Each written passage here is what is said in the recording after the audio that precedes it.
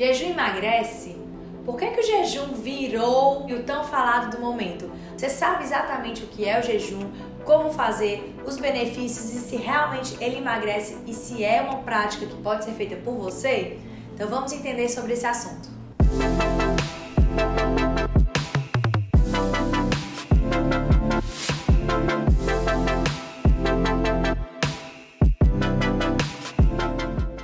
O jejum intermitente é uma prática milenar. Era feito e ainda é feito muito comumente por práticas religiosas.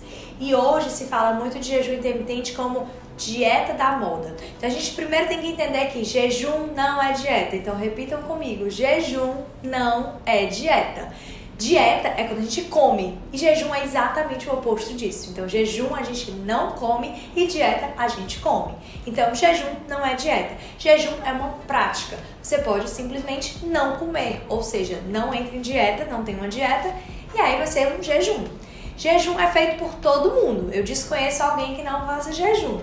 É algo natural e fisiológico. Então quando você dorme, você não come. Na teoria, porque tem pessoas que acordam na madrugada para comer, mas na teoria, quando você dorme, você não come e você já fez um jejum. Então, jejum, simplesmente, vamos entender, jejum intermitente é separar momentos de jejum com momentos de estado alimentado. Jejum se alimenta, jejum intermitente. Então, isso é um jejum intermitente. Uma hora você está em jejum sem comer, outra hora você está comendo. Simples assim. Então, isso é o jejum. E como pode ser feito o jejum? O jejum ele pode ser feito por vários motivos. O que a gente tem encontrado, as pessoas mais querem fazer é para o emagrecimento.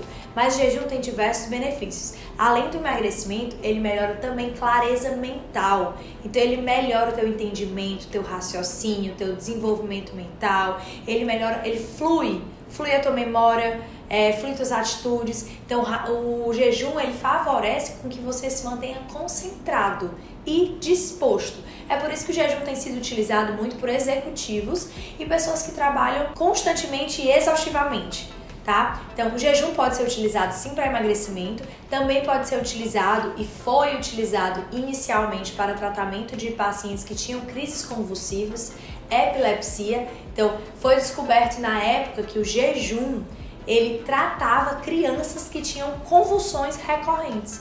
Então naquela época, há muito tempo, aproximadamente lá para 1920, foi descoberto que o jejum realmente cessava essas crises convulsivas. E aí com o advento das medicações, acabaram deixando em desuso o jejum para tratar essas crises epiléticas e depois voltou à tona quando algumas crianças passaram a não responder ao uso de medicações. E aí o jejum começou a ser utilizado como um tratamento e ainda é utilizado hoje como tratamento para crises convulsivas repetidas. Pode ser utilizado em alguns protocolos junto com medicações. Existe muito estudo embasado falando sobre a melhora dessas crises convulsivas com o jejum, tá? Mas hoje a gente vai falar não do jejum para fins terapêuticos, não para tratamento de crises convulsivas, mas sim o jejum como um estilo de vida e como uma melhora da sua saúde no geral. O jejum, o fato de você ficar algumas horas sem comer, faz com que o teu corpo funcione de uma maneira muito melhor. Então vamos entender. Primeiro, quando você não come, você não aumenta aquele hormônio que a gente já falou sobre isso, que é a insulina. Então você deixa a sua insulina bem baixinha. O que é a insulina? A insulina é aquele hormônio que pega o teu açúcar e joga para as células. Então, quando você está com essa insulina, que é esse hormônio baixinho, o teu corpo, sabendo que a insulina está baixa, vai lá na tua gordura e favorece a queima de gordura no seu corpo. Então, manter a insulina baixa favorece com que você queime gordura corporal. É por isso que a gente fala tanto do jejum para emagrecimento. Outro ponto que o jejum também promove é a diminuição de um outro hormônio chamado leptina. A leptina é um hormônio que regula a sua fome e sua saciedade. Muita gente tem um nível de leptina muito alto, o que provoca o teu corpo não saber quando você está saciado. Então sabe aquela pessoa que come e o corpo não avisa que está saciado, e quando ele sente que está saciado ele já está realmente muito cheio, até chegar ao ponto até de passar mal, essas pessoas elas podem ter o que a gente chama de resistência à leptina. Ou seja, pessoas que fazem jejum, elas têm uma facilidade muito maior de saber quanto elas estarão saciadas no momento em que elas forem comer. Outro ponto importantíssimo é porque o jejum ele estimula um hormônio chamado LH, que é um hormônio que produz testosterona. Então o jejum aumenta a tua produção de testosterona. Testosterona é um hormônio que está muito relacionado à libido, que é o desejo sexual, muito relacionado à disposição e o bem-estar. Então, quando a gente fala também de ganho de massa muscular, a gente pode pensar na testosterona. Então isso já entra numa dúvida que muitas pessoas têm, sim. E jejum perde massa muscular? Pelo contrário, o jejum aumenta os hormônios que favorecem o ganho de massa muscular. Outro hormônio que aumenta muito no jejum é o GH, que é o hormônio do crescimento, que é um hormônio que está muito relacionado à regeneração. Então, o GH melhora a composição corporal, favorece o ganho de músculo, favorece a perda de gordura no corpo. Então, o GH é um hormônio fantástico e que é mais um ponto do jejum para ajudar até no ganho de massa muscular, além do emagrecimento. Outro ponto é que o jejum, ele também promove o que a gente chama de autofagia. O que seria autofagia? É um mecanismo que o corpo tem de se regenerar. Então imagina só você poder regenerar algumas células do seu corpo e passar por um processo de detox. Isso a gente consegue fazer com o jejum, que promove também todos esses benefícios. Para que você consiga fazer o jejum, é importante que o restante da sua alimentação esteja adequado. Então, se você ainda é aquela pessoa que precisa comer de 3 em 3 horas, dificilmente você vai conseguir fazer o jejum. Então, o primeiro passo é você já ter uma alimentação que você come apenas quando você tem fome. Comer apenas quando tem fome, vai ser um pouco mais fácil você fazer o jejum, porque imagina só, acordou sem fome e esticou o horário de fazer a primeira refeição do dia, ao invés de fazer 7 da manhã, fez 9 da manhã, 10 da manhã, você já acabou fazendo um jejum. Então, o primeiro ponto que você precisa entender é que no jejum você deve evitar aquela história de comer de 3 em 3 horas. Você deve primeiro comer só se você tiver fome. Mas para que isso aconteça, você precisa ter uma alimentação regrada. Se você come muito pão, doce, massas em geral, muito industrializado, possivelmente você não consegue ficar muitas horas sem se alimentar. Você tem uma necessidade maior de comer de 3 em 3 horas. Outra dica fundamental quando a gente fala de jejum é manter-se ocupado. Então, vai trabalhar, vai estudar, vai fazer alguma coisa enquanto você estiver em jejum. Se você estiver ocioso dentro de casa, perto da geladeira, possivelmente você não vai conseguir fazer jejum. Então, lembrando que você deve evitar comer de 3 em 3 horas e manter-se ocupado quando você decidir fazer o jejum. Mas, doutora, como então que eu vou fazer esse jejum? O jejum existe em diversos protocolos, tá? A gente pode começar adequando ao seu estilo de vida. O jejum mais comum que as pessoas fazem é o jejum de 16/8. O que significa isso? 16 horas de jejum para 8 horas no estado alimentado. Uma dica importante é você fazer essas 16 horas no período do sono. Então, por exemplo, você jantou às 8 horas da noite e você resolve almoçar ao meio-dia. Parabéns, você fez um jejum de 16 horas. E isso é um jejum de 16 horas para 8 horas no estado alimentado. Então, de meio-dia até 8 horas da noite é o horário que você vai se alimentar. Quer dizer que você vai passar o tempo inteiro comendo e comendo todas as porcarias? Não. Você precisa ter uma alimentação saudável para você aguentar continuar o jejum. Então é importante também o alimento que vai quebrar o teu jejum. É importante que você vá fazer uma alimentação equilibrada, coma de forma saudável, uma alimentação que a gente chama primal, uma alimentação mais primitiva, onde a gente inclui legumes, verduras, frutas, as proteínas também.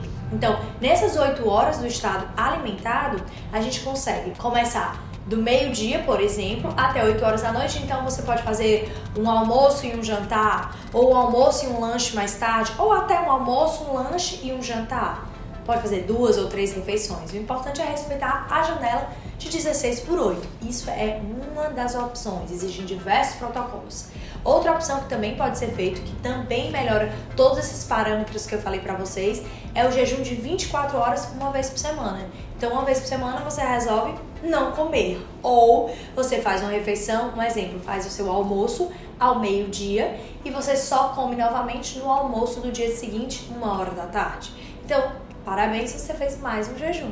Então, e esse jejum vai ser o de 24 horas, que você pode fazer, por exemplo, uma vez por semana. Ele também vai te dar todos os benefícios de baixar a insulina, leptina, de melhorar hormônios como GH, testosterona, promover a autofagia, clareza mental. Então, todos aqueles benefícios do jejum, daquele protocolo de 16/8, também você pode encontrar no protocolo de 24 horas semanais.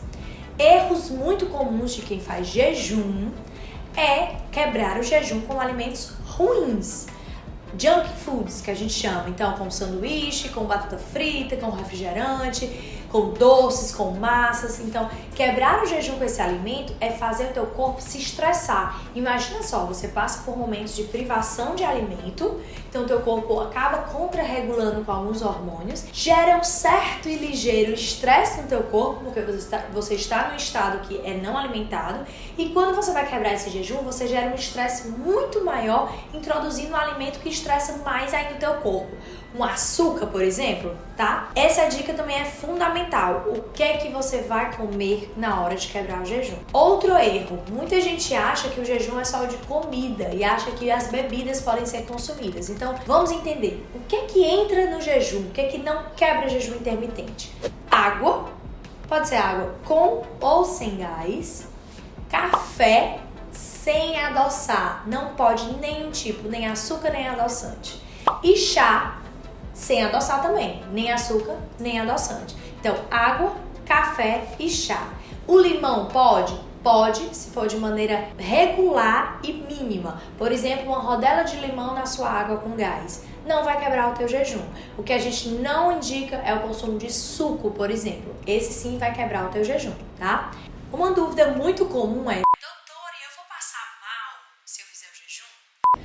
Você vai passar mal se você não tiver uma alimentação equilibrada. Então, antes mesmo de iniciar um jejum, mude a sua alimentação.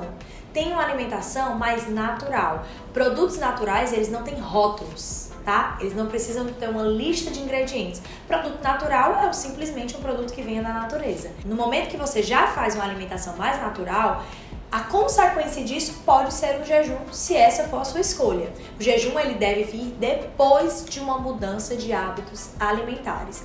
Se você está numa alimentação saudável e inicia um jejum, a chance de você sentir-se mal é mínima, mas ainda assim pode acontecer.